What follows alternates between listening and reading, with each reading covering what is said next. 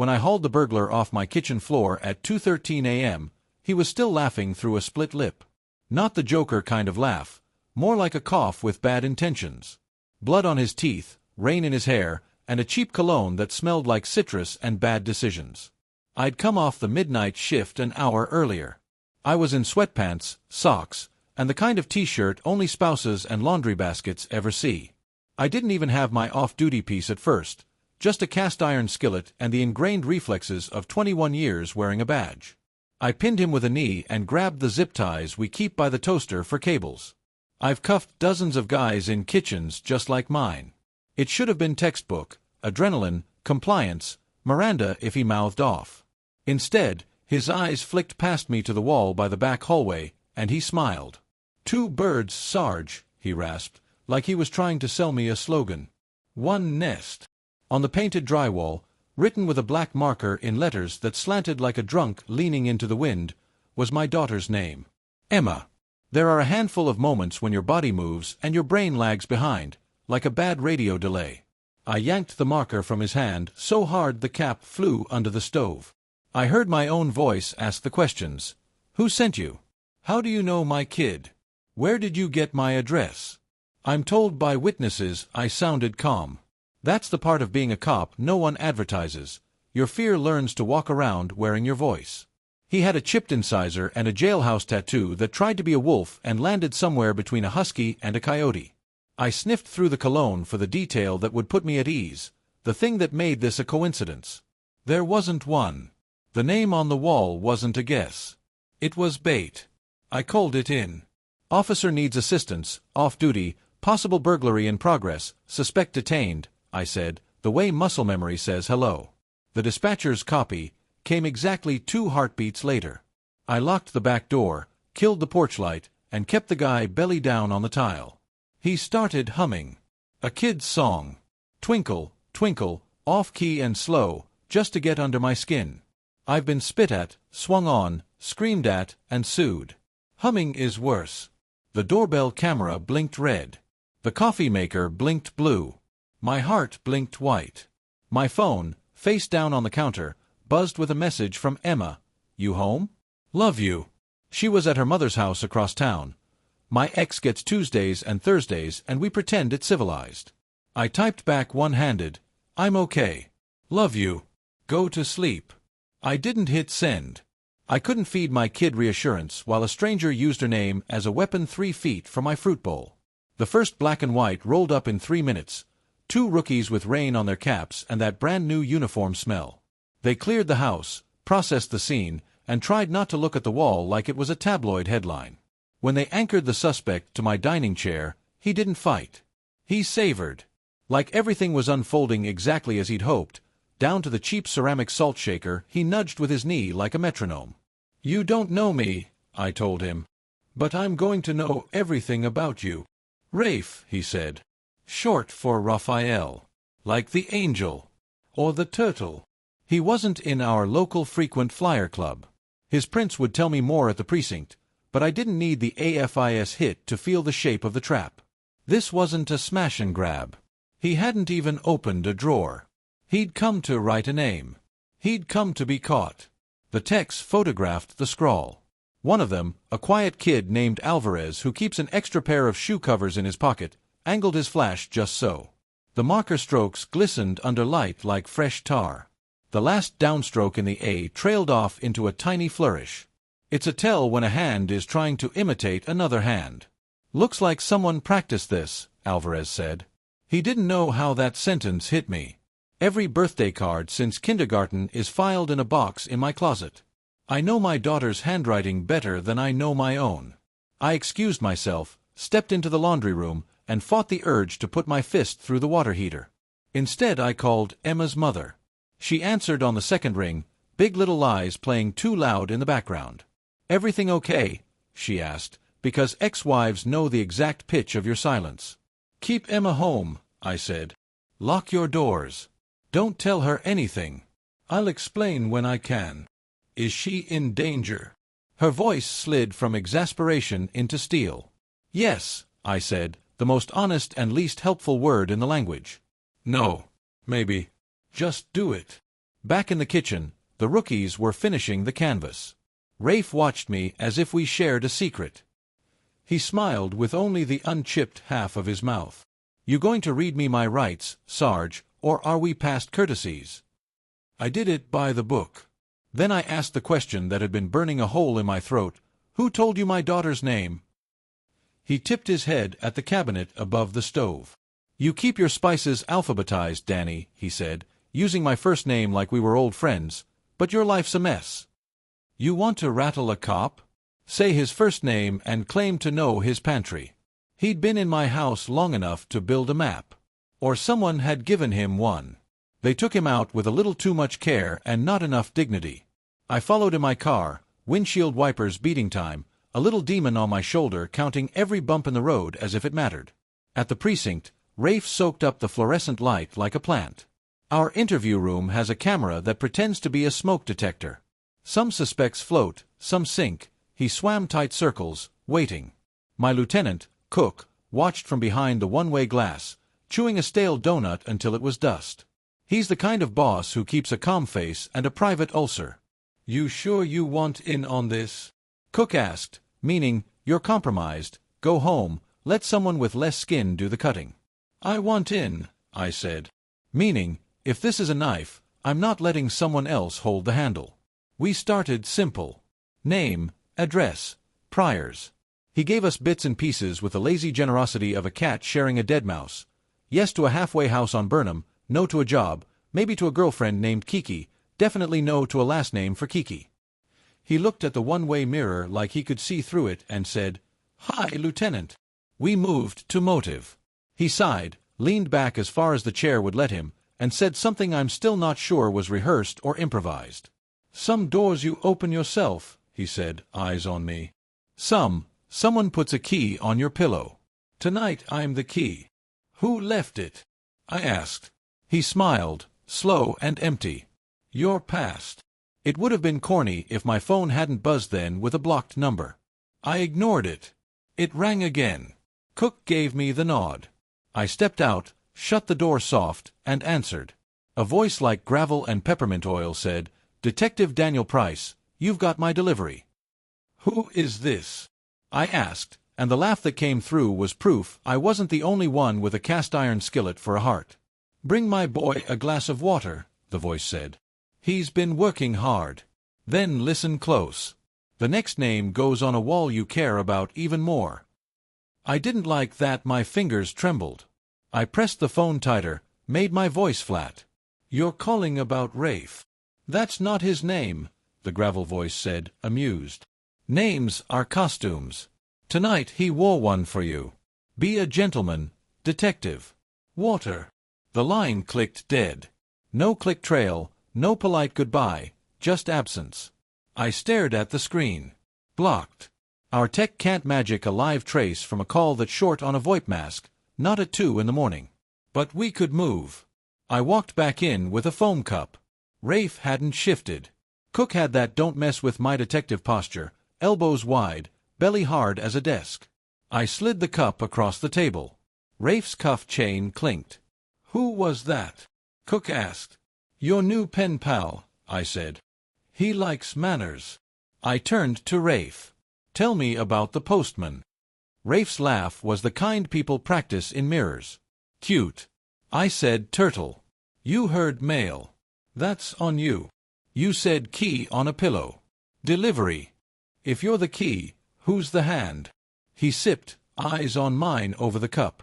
A man with nothing is dangerous. A man convinced he's part of a script is worse. "Alvarez," I called toward the glass, ignoring that Alvarez was 2 corridors down. "Pull tower dumps for my phone from 2 to 2:20. See what numbers were talking to me, spoof or not. Get cyber to wake up and earn overtime." Cook murmured into his shoulder mic. "We're a mid-sized city with big city problems and small city budgets. But favors live forever." Saturday, why write my daughter's name?" Rafe rotated the cup, wet rim printing crescents on the table. "Because your kid's name fits better on a wall than Detective Price. Shorter. Rounder letters.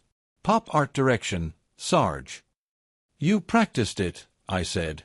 That flourish at the A. Not her hand, yours trying to pretend to be someone else's. Who gave you a sample to copy? Public record, he said. Kids put everything on the internet. Ask Emma about her senior project poster board. Something cold walked up my spine and sat on my neck. Emma's Instagram is locked, private. But picture this, a proud dad reposted a science fair photo to Facebook 3 years ago, tagged me. I felt a memory slot into place like a bullet into a chamber. We call it docs by 1,000 smiles. Why my house? I asked. Rafe's grin shrank a hair. You've busted a lot of doors. Maybe one of them was the wrong one. Maybe someone keeps a list. I leaned in. You're on nobody's list. You're bait. He raised his cuffed hands as far as they'd go and did a little totter. And you bit. Cook rapped the glass once, a gentle earthquake. We stepped out. Behind the glass, the room shrank to a picture.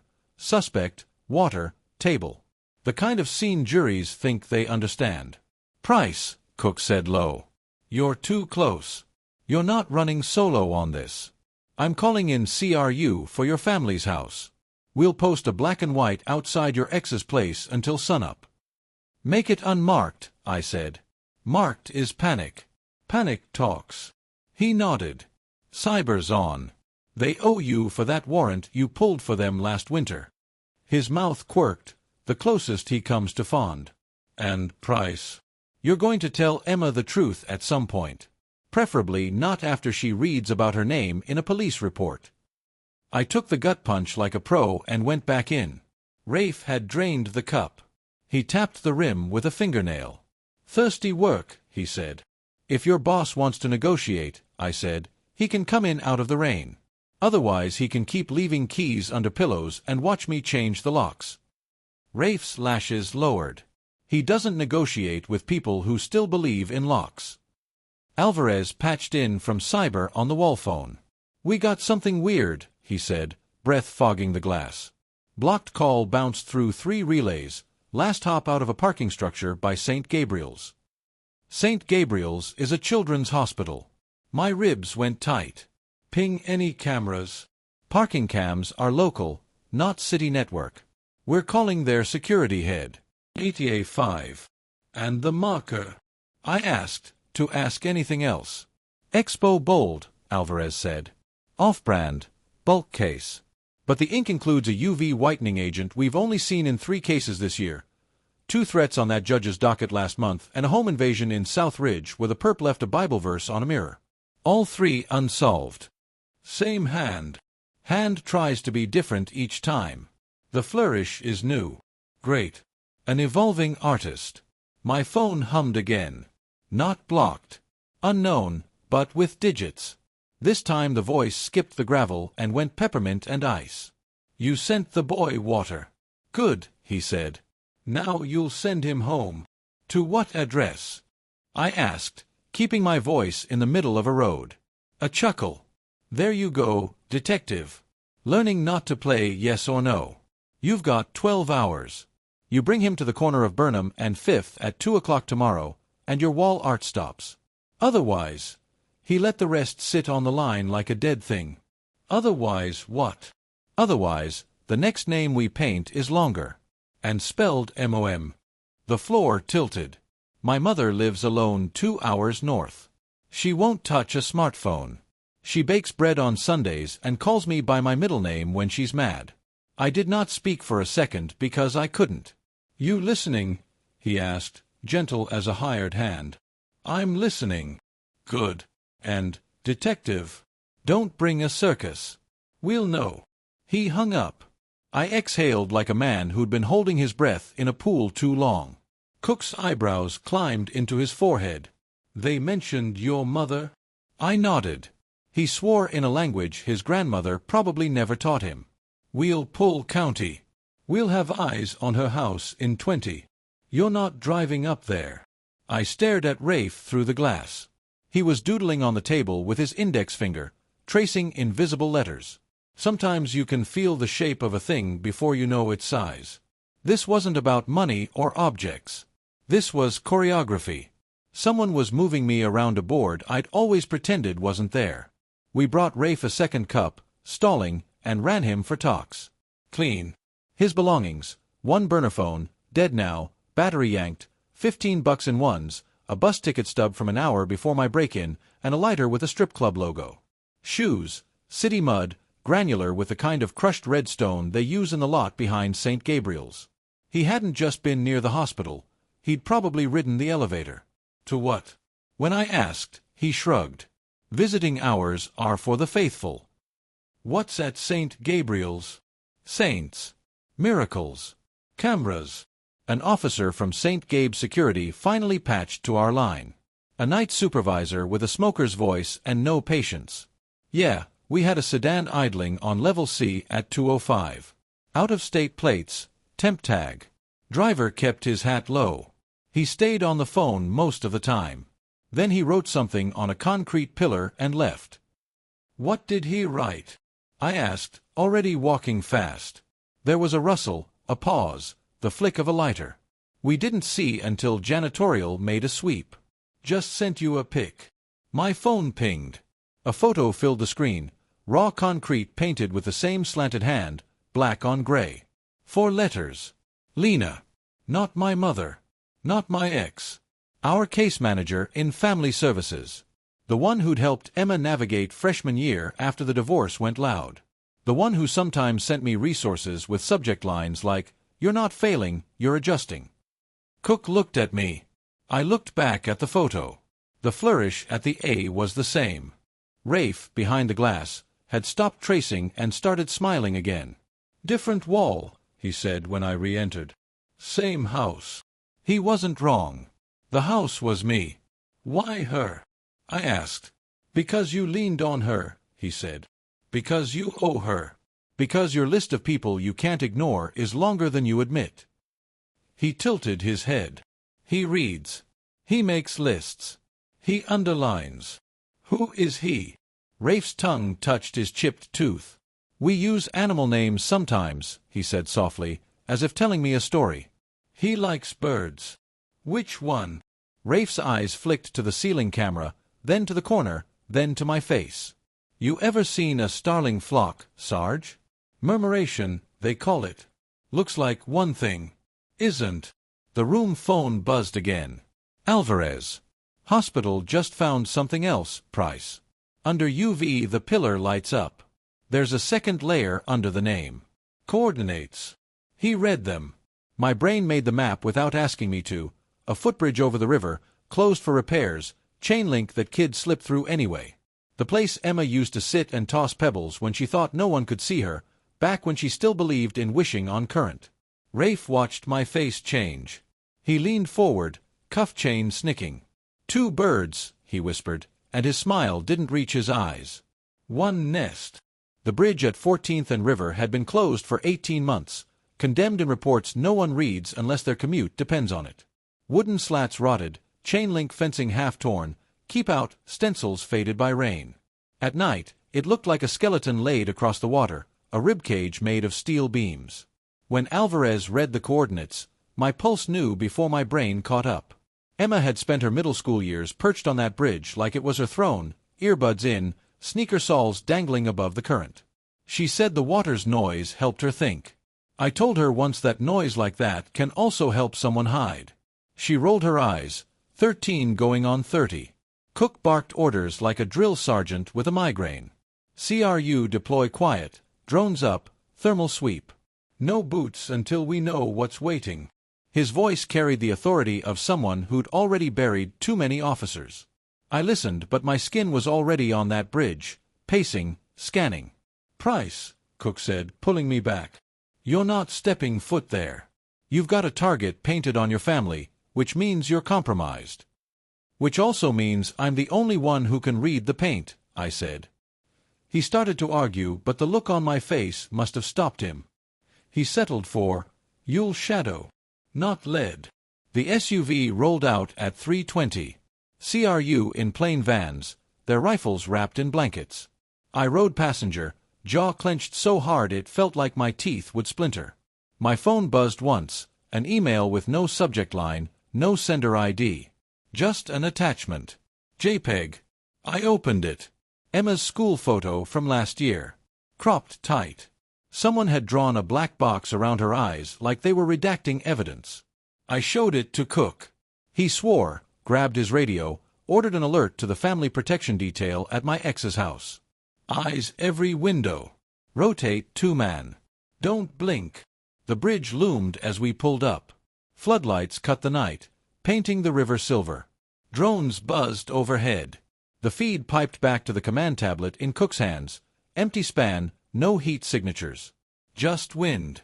Except, at the far midpoint, tied to the fence with plastic cord, was a cardboard sign flapping. Alvarez zoomed the drone. Letters in black marker, jagged and uneven, bleeding from the damp. Bring the boy. Rafe. It wasn't a note, it was a receipt. We pulled the sign down, bagged it. Forensics later would say the ink matched the wall scrawl.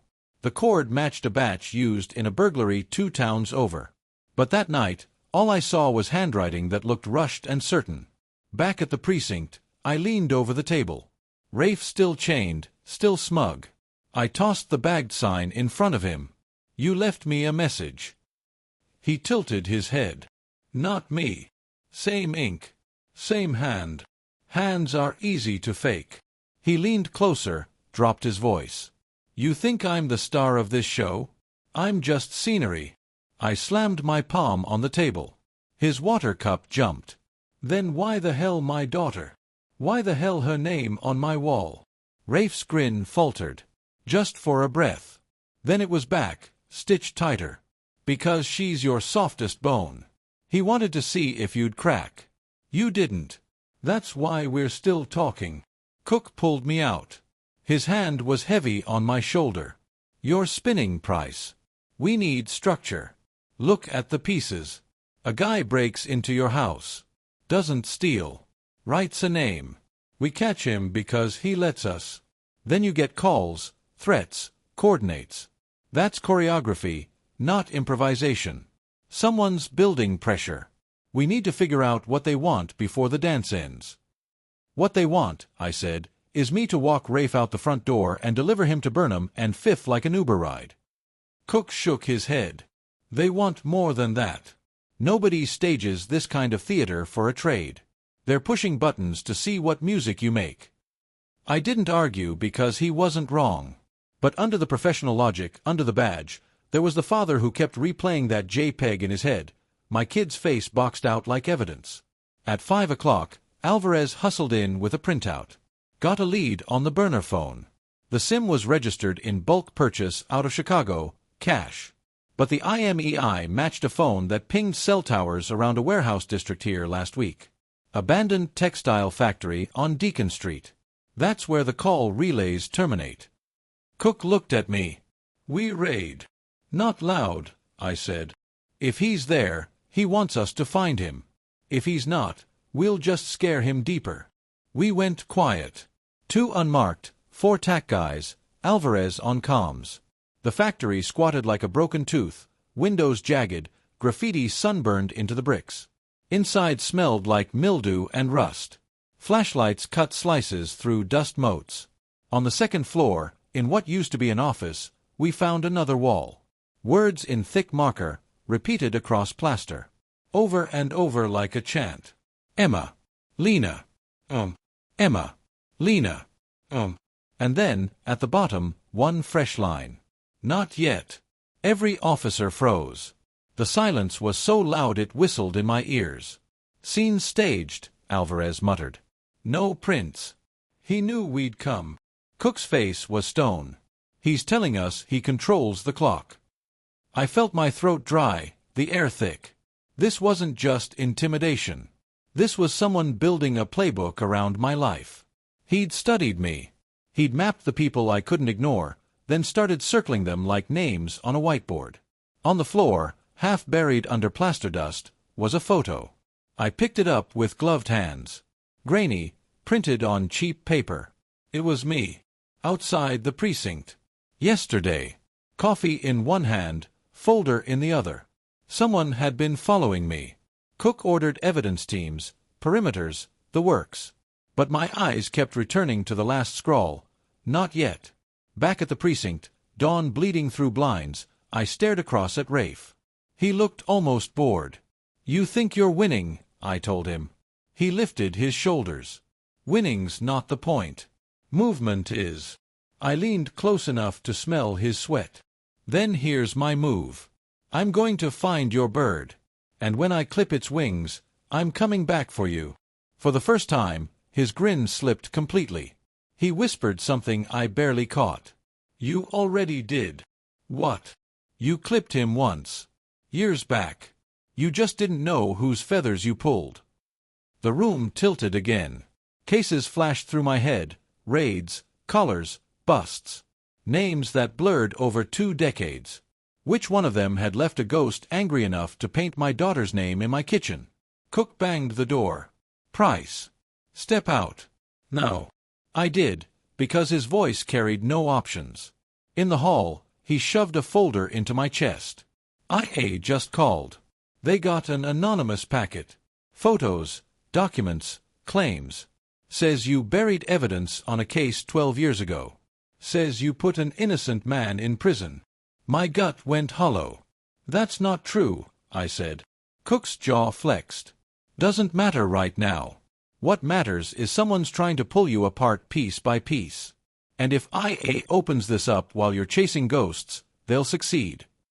I looked through the glass at Rafe. He was humming again. Same off-key lullaby. My phone buzzed.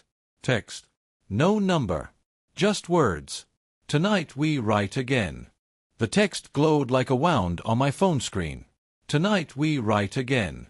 I read it 3 times, like the repetition would somehow make it less of a promise and more of a bluff. But my stomach already knew better. Whoever this was, they didn't bluff. They choreographed. They baited. They carved names into walls like scripture. Cook peered over my shoulder. That's your warning, he said flat. They're telling us where to look. They're telling us they can reach anyone I care about, I snapped. His voice didn't change. Which means we put eyes on everyone in your orbit. Wife. Ex-kid. Mother. Case manager. Hell, we'll throw in your barber for good measure. No one sneezes without us logging the Kleenex. It was gallows humor, but it steadied me. Just for a moment. Then I looked back at Rafe through the glass. He had his head tipped, lips moving, silent rehearsal. Practicing. Let's move him, I said. New cell. Somewhere out of sight. Cook raised an eyebrow. He's already in our box. Not enough. He's enjoying the stage. We take away the audience. We shifted him to holding, no windows, just 4 walls and a steel bench. He didn't protest. That worried me more than if he'd fought. He looked like a man who'd expected the curtains to close. By afternoon, Alvarez brought more bad news. The anonymous packet IA got? We traced the print job. Same whitening agent as the markers. Same brand of bulk ink. Whoever's painting names is also feeding internal affairs. So they're trying to kill 2 birds, I muttered. My badge and my bloodline. Cook folded his arms. You seeing the pattern yet? I thought of Rafe's whisper. You clipped him once. I thought of 20 years of collars, each one a man with a grudge. How many of them would still carry a torch this bright, this long? At 1800 hours, the protection detail outside my ex's house reported movement. A dark sedan idled across the street, engine running, lights off. By the time the unit approached, it pulled away slow, deliberate. No plates. No hit on street cams. Just a shadow rolling by where my daughter sleeps. My ex called me in a voice I haven't heard since the divorce. Thin, scared, but iron underneath. Danny, if you don't fix this, I'll take Emma and disappear. And I don't mean to my sisters. I mean gone. You won't need to, I told her, hating how unconvincing I sounded. Tell that to the car outside. She hung up. I drove out there myself, against Cook's orders. Sat in her driveway for 2 hours with the engine off, Glock across my lap. Rain tapped the windshield, steady and slow. Emma texted me once, "Why are you here?" I typed back, "Because I need to be." At 2017, the next message came. Not to my phone. To my ex's landline. She handed me the receiver like it was a burning coal. "Detective Price," the peppermint voice said, calm as prayer. "You're making this fun. You move him yet?" I glanced toward the city, toward the holding cell where Rafe sat humming. "He's not your concern anymore." "He's always my concern," the voice said. "He owes me his body. You owe me your mind. What do you want?" "To finish a story you started 12 years ago." I gripped the receiver until my knuckles burned. "You're the feather. The one I clipped." He chuckled. "Clipped? You burned the whole wing. And left me in the dark. You still don't remember, do you?" The line clicked dead. I drove back with sirens off, headlights dimmed. At the precinct, Alvarez met me with fresh prints. He'd been combing old case files. We cross-checked the phrase, "two birds, one nest." It shows up in a statement from 2011. A perp you booked, armed robbery, aggravated assault. Guy named Julian Caro. He told detectives, "You'll think you caged me, but birds fly in flocks." The name hit me like cold water. Caro. A stick-up man with a mean streak and a crew that scattered when he went down. He got 20 years on stacked charges. I hadn't thought about him in a decade. "He's still inside," I said. Alvarez shook his head. "Not anymore. He walked on appeal last spring. Technicality. Bad evidence chain." My throat dried. Bad evidence chain. The kind of claim that matches the packet I just received. Cook put it together out loud. Caro gets out. Blames you for the years he lost. Starts painting names, putting your family on stage. Sends IA a file to break your shield. And he's got help. Rafe. Back in holding, I leaned close enough to smell Rafe's sweat. "Caro. He's your bird." For the first time, Rafe's smile cracked into something human. Fear. Just a flicker. Then it was gone. "Birds flock," he said. "Where's he going to write tonight?" I demanded. Rafe shut his eyes. "You'll know when you see the ink." At 22:04, dispatch lit up. Break-in reported at Lena's apartment, the case manager. Responding units found the door ajar, lock jimmied, no one inside. Just one thing scrawled across the living room wall. "Not safe," and a Polaroid taped beneath it. Lena, tied to a chair, gagged, terrified. Fresh photo. Not an old print. Cook read the report, jaw like granite. "Now it's ransom." "No," I said. "It's escalation. Caro doesn't want trade. He wants me dancing. He's picking people one by one until I fall into the nest myself." Cook met my eyes. "Then we make it your dance. We set the stage. We choose the wall." I nodded, but inside my chest the father was louder than the cop. Lena wasn't family by blood, but she'd been there for Emma when I couldn't be. Now her life was being used as a chalk line. The phone on Cook's desk rang. No caller ID. I grabbed it. "Detective," Caro voice said, smooth as if we were old friends. "You found my handwriting. Good. Tomorrow night, you'll bring me the boy. Or Lena learns how permanent marker really is." He paused, savoring it. "And maybe Emma too." The line went dead, leaving nothing but the echo of his threat hanging in the room like smoke. I didn't sleep. I sat in the squad room under flickering fluorescent light, staring at the wall like it might sprout letters of its own. Cook dozed upright in his chair for 20 minutes, then jolted awake, muttering about perimeters. Alvarez ran every database we had until his eyes were red. Still no trace of Lena beyond that Polaroid taped to her wall. At 6 o'clock, forensics called in with the kind of detail that turns your stomach. The photo stock used for the Polaroid was discontinued 2 years ago, sold in bulk to only one vendor in the state. A pawn shop off Burnham. Caro chosen corner. It was bait. Everything pointed to that damn intersection. We prepped. Surveillance vans, plainclothes in coffee shops, an unmarked perched 2 blocks out. Cook gave me the role I hated most, sidelined. "You stay at command. You direct. You don't step into the circle," he said. "You know that won't work," I answered. He scowled. "You step in, You give him exactly what he wants. He's choreographing this to drag you by the throat. Don't give him the satisfaction. But satisfaction wasn't what worried me. It was the threat that he'd write Emma's name again. This time not on a wall, but on a headline. At 11 o'clock, IA came knocking. 2 suits with expressions carved out of stone. They dropped the packet on Cook's desk. Inside, photos of evidence lockers, chain of custody forms, all pointing to the 2011 Caro case. The claim was simple. I'd buried exculpatory evidence. You'll be placed on restricted duty until this is reviewed, one said. Restricted? Cook barked. He's got a target painted on his whole damn family. You want to bench him now? The taller suit didn't blink. Exactly now. I wanted to flip the desk, scream, throw the packet in their faces. But I'd been wearing a badge too long. I kept my voice steady. You really think Caro mailed you a neat little gift out of civic duty? You don't see you're being played.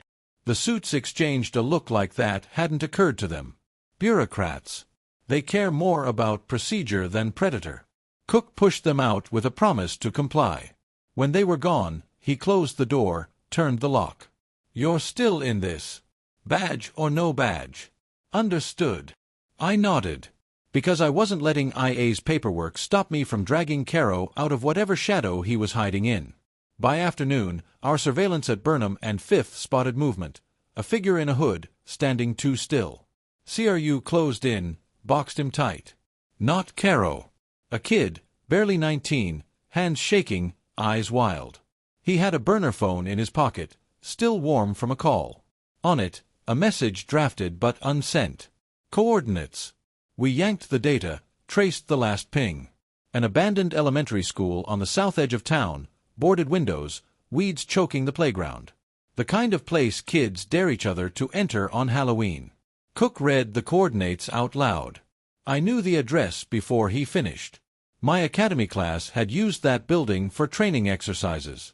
And I remembered something else. Emma once begged me to drive past it because she said it looked haunted. I was already grabbing my vest when Cook stopped me. You're not going in first. I'm going, I said. She's in there. We rolled silent, lights out. CRU breached at 1740. Inside, the smell of rot and chalk dust. Classrooms gutted, desks piled in corners. And on one blackboard, written in that same jagged scrawl. Class is in session. Beneath it, another Polaroid. Lena again, eyes wide, gag cutting into her cheeks. A clock drawn next to her head. The hands pointed to midnight. Cook's face was a thundercloud. He's giving us a deadline. Not just a deadline, I said. An appointment. We swept the building top to bottom. No Lena. No Caro. Just the photo and the taunt. Back at command, I studied the Polaroid under a magnifier. Something in the background caught me. The corner of a mural, blue and green swirls, chipped paint. I'd seen it before. Community center downtown. The one where Emma did after-school art when she was 10. Caro was building a map of my life. Every name, every place tied to me or her. He was circling them, one by one, until the loop closed around us both. At 1900 hours, I went back into holding. Rafe sat on the bench, eyes half shut. I dropped the Polaroid in front of him. Where is she? I demanded. He didn't open his eyes. Midnight, he said. That's the bell. That's when class lets out. I slammed my hand on the steel. You don't get it. If Lena dies, you're done. Caro won't need you anymore. He'll cut you loose. Rafe's mouth twitched. Maybe that's the point. For the first time, I realized Rafe wasn't scared of Caro. He was devoted. This wasn't partnership, it was faith. Caro was his gospel, and he was the choir boy. At 21:12, my phone buzzed again. Another photo. Not Lena. Emma. Snapped from across the street as she stood in her bedroom window, curtains half drawn. My chest turned to stone. The caption read, "Midnight is for her too." I bolted for the door. Cook grabbed my arm. Price, think. You charge in, he wins. You want to save her? You play it his way. We bait the trap. We end it tonight. I shook him off, but I knew he was right. My instincts screamed to kick down doors, but instincts were what Caro was counting on. He wanted me blind with rage. So I forced my voice calm. Then we use Rafe. We make him our bait instead of theirs. Cook studied me a long second, then nodded once. All right. Midnight. We choose the wall. We started building the stage. Lena's clock was ticking. Emma's window was already marked. Midnight was less than 3 hours away, and Caro was waiting for me to stumble into his nest. I wasn't going to stumble. I was going to bring fire. We built the stage in a warehouse 3 blocks from the river, one we controlled from roof to basement. CRU wired cameras into every beam, ran fiber to the command van, scattered eyes behind every crate. The plan was simple on paper: bait Caro with the thing he wanted most, Rafe, and let him write himself into our hands. Simple never means easy. Rafe sat on a folding chair under a single hanging bulb, cuffs on, ankle shackled to the chair leg. He looked around the empty space like a man appreciating architecture. "Nice theater," he said. "But you've got the script wrong." I leaned close. "Tonight, you're not his choir boy. Tonight, you're the solo act. He shows up, we close the curtain." Rafe chuckled. "He doesn't need to show. He already wrote the ending." Cook pulled me aside. "He's playing mind games. Keep your head." But my head was a storm. Emma's photo by her window burned in my vision. Midnight was less than an hour away. If Caro kept his word, Lena was on borrowed time, and so was my daughter. At 23:20, the first signal came. One of our rooftop lookouts whispered over comms, "Movement. East Alley. 2 shadows." We checked the feed. Hooded figures slipping along the brick, low and careful. Not amateurs. My stomach clenched. CRU held position, rifles aimed but triggers tight. Cook's voice was steady. "Let them commit. We don't blow cover until we know who's who." The figures reached the side door, paused, then retreated into the dark. A feint. At 23:35, a drone picked up heat signatures on the roof across the street. 3 bodies, crouched, one holding binoculars. They weren't coming in, they were watching. Caro wanted a show. I whispered to Cook, "He's testing if I'll crack and rush out there. He wants me to chase shadows." Cook nodded grimly. "So we don't. We wait." Inside, Rafe began humming again. That same lullaby. Off-key, maddening. "Class is almost out," he sang under his breath. At 23:50, my phone buzzed. Another photo. Lena this time, still tied, still gagged, but with a clock behind her. The minute hand on 12. The caption, 10 minutes. I showed Cook.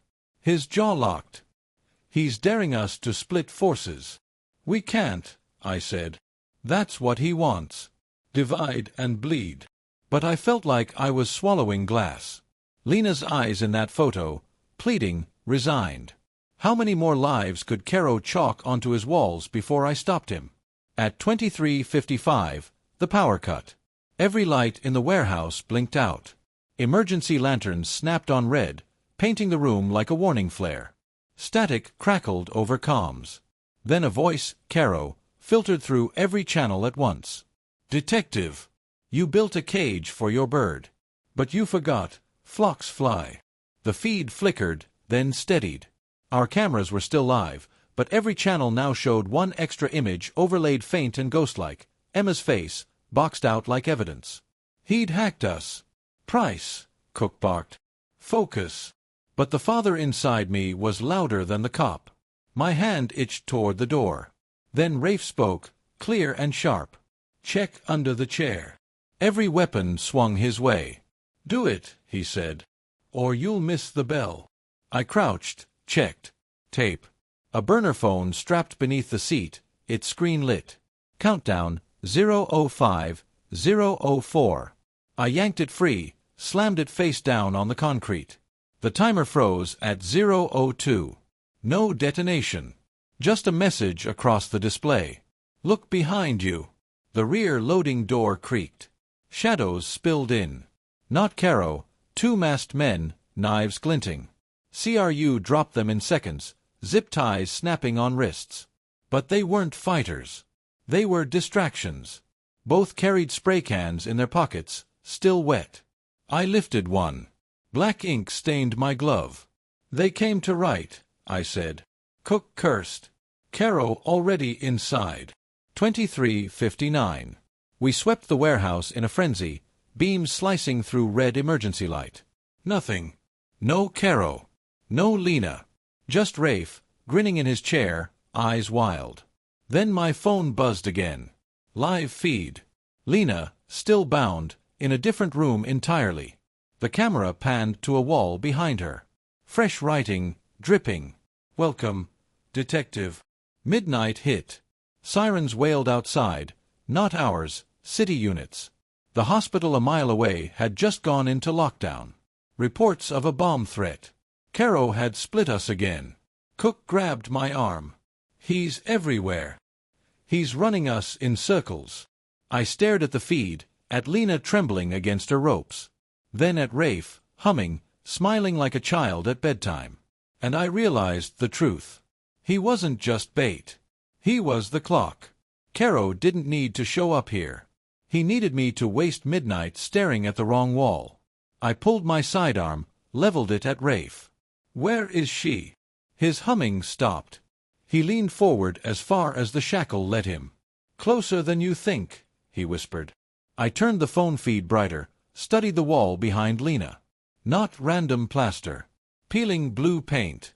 Green swirls. The mural. The community center. He hadn't moved her at all. He'd staged the photo to look new, but it was the same place I'd already guessed. He wanted me to see it late. Cook saw my face. "Where?" "The mural. Downtown. Community center." He swore. "You can't go alone." "I won't," I said. "But I'm going." Because if Caro had written a deadline on the wall, then midnight wasn't just a threat. It was an invitation. And I was done letting him hold the pen. The van roared down Main at 012, tires hissing on wet asphalt. Downtown was near empty, just neon signs buzzing over shuttered bars. I sat in the back with Alvarez and two CRU operators, vest strapped, rifle across my knees. Cook's voice barked steady over comms. Community center perimeter in 4. Rooftop eyes, east and west. No one engages until Price confirms visual. I clenched the Polaroid of Lena between my gloves. The mural in the background, blue arcs, green swirls, a child's handprint in faded yellow, was burned into my skull. Emma had painted part of it once, years ago. Caro had dug through my memories like they were his case file. At 019 we hit the block. The community center loomed, a brick carcass with boards across the windows. One door hung loose, chain lock cut. CRU swept in first, silent and surgical. I followed, gut tight. Inside smelled of mildew and old crayons.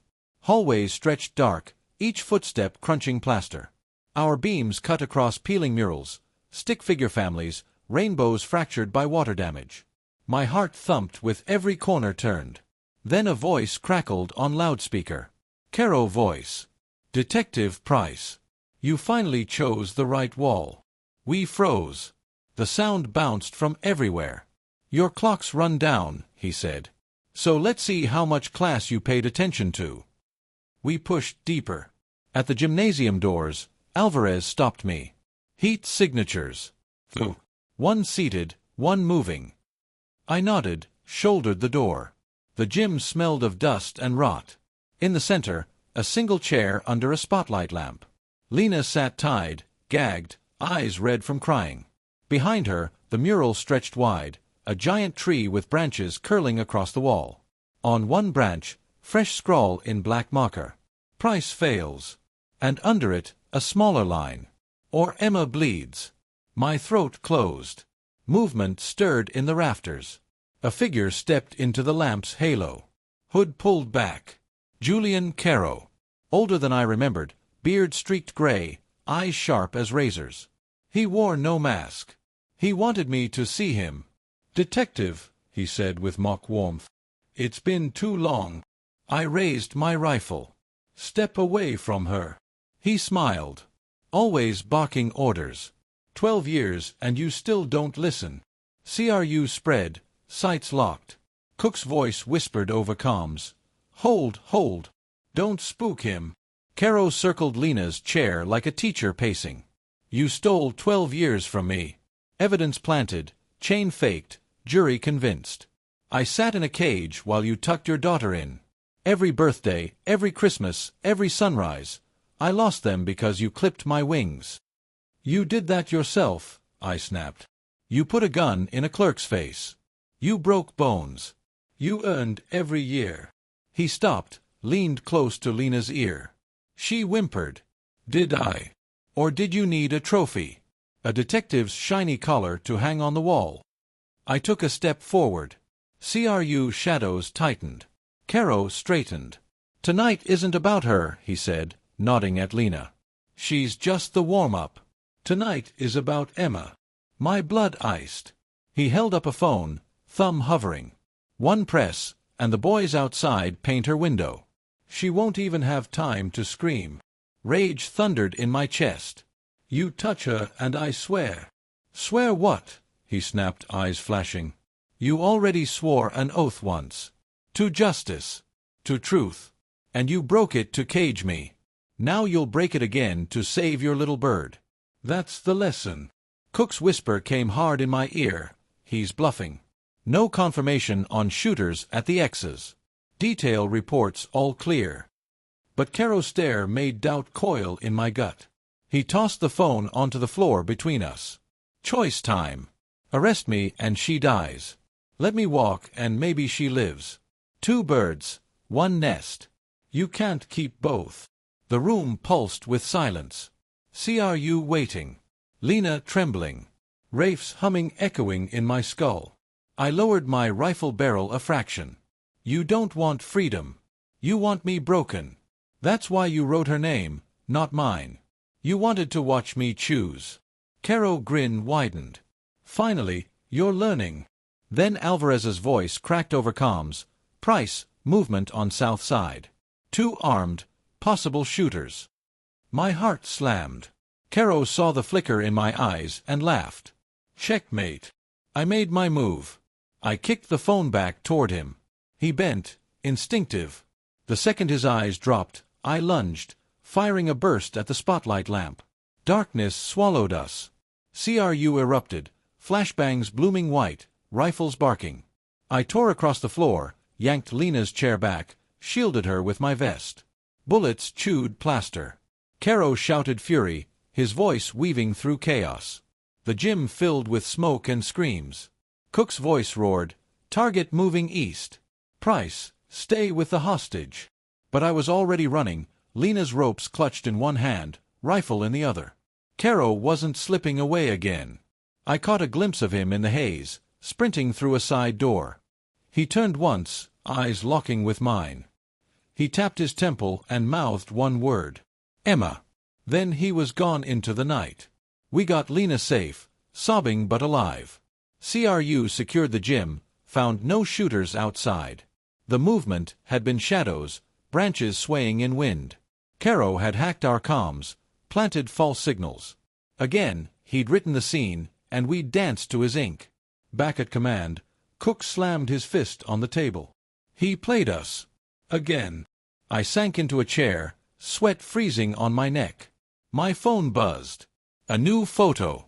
Emma asleep in her bed, hair sprawled on the pillow, oblivious. Taken minutes ago. The caption. Last lesson soon. I stared at it until my vision blurred. Caro wasn't just circling anymore. He was closing in. And the final wall he meant to write on was my home. I didn't drive home. I flew, sirens dark, engine screaming. Cook rode shotgun, Alvarez on comms. We didn't aim for my street. We staged 2 blocks over, killed the lights, and melted into the dark. The detail at my ex's reported quiet, the kids asleep, a unit parked at the curb with their interior lights off and their eyes wide. We'd moved Emma hours ago, quietly, no parade. She was watching bad TV at a deputy's house with a golden retriever across her shins and no idea the world was pivoting around her name. Caro didn't know that. Caro believed his picture was live, that his birds were already perched. We built the house like a set.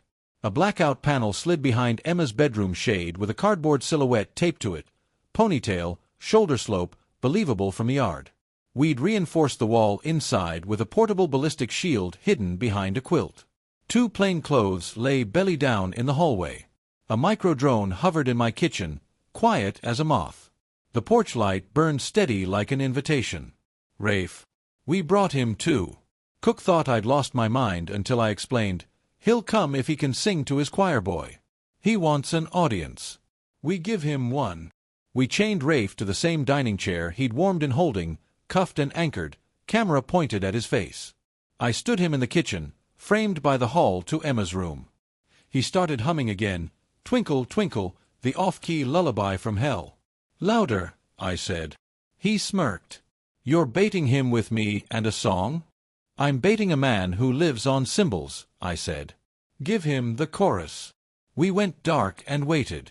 Time shrank, stretched, snapped back. Every house sound became a threat. My refrigerator clicked.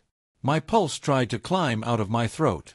The porch camera showed a moth suiciding itself against the lamp, a raccoon nosing the trash can, a passing car sulking by with bass too heavy. Midnight plus 43. Then the backyard camera picked up a shadow. Tall. Hooded. Moving like water around rocks. He slipped along my fence, paused at the gate, then eased it open without a sound. The silhouette in Emma's window glowed a soft rectangle. Cook's voice in my ear was a breath. On my mark. Caro climbed the steps like he owned them. He didn't try the knob. He knew my locks. He reached into his pocket, came out with a strip of black tape and in one smooth motion covered the peephole. Then he bent, slid a thin wedge under the weather stripping, lifted, and popped the latch with surgeon fingers. The door sighed. He stepped inside. He didn't call my name. He didn't prowl like a cliché. He stood still, held his breath, and listened. Then he smiled, camera caught it, and walked straight to the hallway. Rafe, he whispered, as if to a child he'd come to kiss goodnight. The humming cut a fraction. The chain clinked. I stepped from the shadow between kitchen and hall. Looking for a wall? He turned. No flinch. Up close, the years showed as fine lines at his eyes and an old scar near his jaw I hadn't put there. He held his spray can like a priest holds a censer. Detective, he said, warm as a nail in the sun. You chose home. Fitting. I kept my gun low, both hands on it, sightline ready. 2 CRU in the living room, 1 at the back door, Cook still outside with a perimeter. Alvarez watched from the van, drone hovering high. You won't make it to the second letter, I said. He tipped the can toward the wall. I already did, he said softly, and pressed the nozzle. Paint hissed. The first line of an E bloomed black on my hull. He wrote slow. Deliberate. The sound bent my spine. Now, Cook breathed, and the house exploded into motion. 2 officers from the hall, 1 from the back, 1 from the living, 4 lines converging. Caro pivoted, fast for a man his age, knife flashing from somewhere, feinted left, broke right. The blade kissed an officer's sleeve, not skin. I fired once into drywall above his shoulder. Shock, not kill. He spun toward the window, saw the silhouette, and laughed low. Cardboard, he said. You learned. He threw the can at my face. I ducked, it burst against the frame, black freckles spattering my cheek. He went for the kitchen, fast, shorter path to the yard. Rafe watched, eyes wide, humming now a crazed tremolo. Caro reached the threshold and hit the slick I'd laid down, just enough dish soap to make speed a sin. His feet went out. He smacked tile with a grunt. 4 bodies piled. The knife skittered under the stove. My knee found his wrist, my forearm his throat. He bucked once, twice, then stilled, not in surrender but in calculation. He smiled up at me, breath hot, voice almost tender. You staged it pretty, Danny. You picked a good wall. I snapped cuffs on him hard enough to bruise. You're done writing. He breathed a laugh. Walls keep standing. We dragged him upright. Ink was on his fingers, along his cuticles, the whitening agent the lab loved under UV turning his hands a ghostly glow. Evidence on skin. A dozen cameras had watched him break and enter, approach a miner's bedroom, spray his threat. In the hall, the half-E glistened. It was ugly and perfect, the last unfinished sentence of the night. Rafe started crying. Not for me. For Caro. He called him Pastor, voice breaking on the syllable. That's when I knew I'd been right about gospel. This wasn't a crew, it was a congregation. Cook came in, face granite, eyes alive. We have both, he said to the room like a verdict. Alive. We tucked Caro into a car that didn't care if he believed in freedom. Lena was already at the ER, fluids and a blanket and a detective at her door. My ex, on the phone, told me Emma was asleep and the dog snored, and for the first time in 24 hours I exhaled something that wasn't a blade. IA showed up before sunrise to remind me I was still under their umbrella. Alvarez met them with a drive. Your packet? Inked with the same whitening agent as our walls, he said, voice clinically bored. Tampered chains. Forged signatures. Congratulations, gentlemen. Your source is our suspect. Consider the umbrella closed. They didn't apologize, bureaucrats don't, but they left without my badge. In interview, Caro tried to sermonize. 12 years, he said, when the recorder blinked red. 12 years of reading and thinking and becoming something you couldn't cage. You made me. I didn't take the bait. Tell me about the first wall, I said instead. What did you write before you wrote her name? He blinked. A hairline crack. Does it matter? It always matters, I said, and slid a photo across, the judge's docket threat from last month. Your hand's in every one of these. You didn't start with my house. You escalated. You couldn't help yourself. That's what puts you away. He leaned back, chain whispering. You think prison is a wall to me anymore? I looked at his ink-stained hands, the ghost glow at his nails, the tired lines around the eyes of a man who'd planned a symphony and only made it to the 7th note. It's not the wall I care about, I said. It's the quiet. No audience. Rafe asked for him from his own box. We didn't let them touch. We let them hear each other cry. I went home at noon, rain rinsing the black freckles from my face.